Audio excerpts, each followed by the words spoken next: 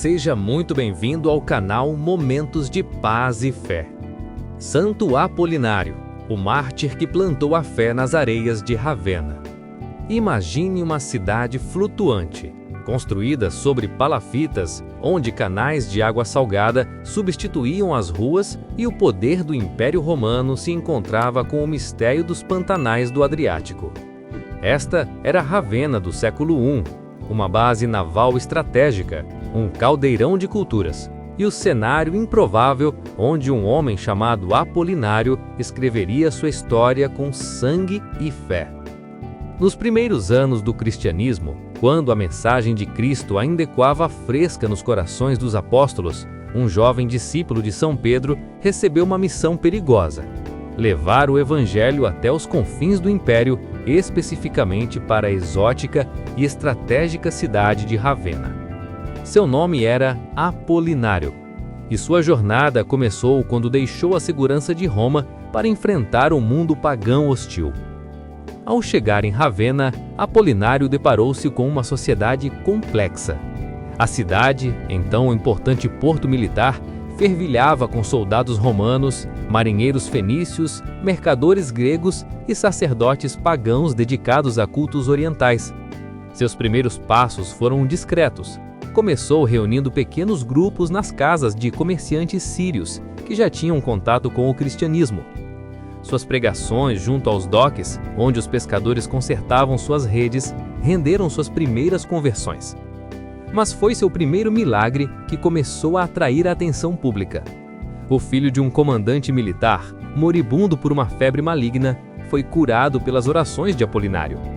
Em vez de gratidão, este milagre despertou a fúria dos sacerdotes do deus Netuno, que viram sua influência ameaçada. A cura milagrosa tornou-se o estopim de uma perseguição que marcaria toda a vida de Apolinário.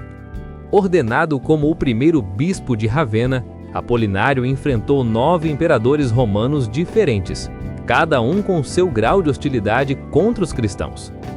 Durante o reinado de Vespasiano, sofreu seu primeiro exílio, sendo obrigado a deixar a cidade que tanto amava.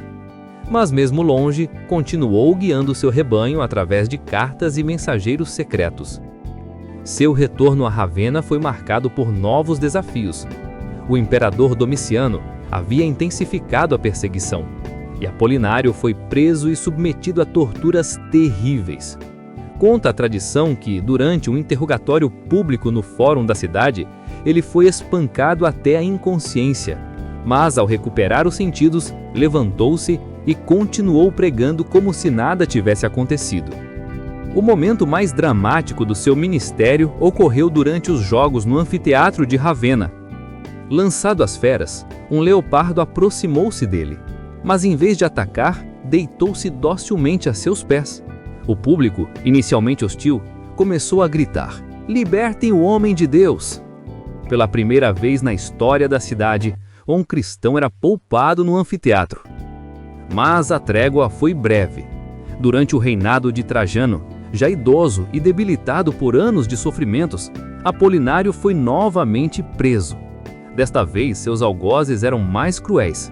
Foi submetido ao suplício do fogo, depois flagelado com chicotes de pontas de metal e, finalmente, obrigado a caminhar sobre brasas ardentes. Milagrosamente, sobreviveu a tudo. Seu martírio final aconteceu em 23 de julho, possivelmente do ano 79 d.C.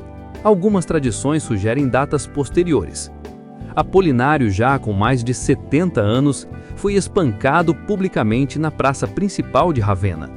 Suas últimas palavras, segundo os registros antigos, foram: "Senhor Jesus, em vossas mãos entrego o rebanho que me confiastes."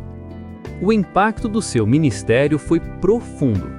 Apesar de ter sofrido o martírio, a comunidade cristã que ele fundou em Ravenna não apenas sobreviveu, como floresceu.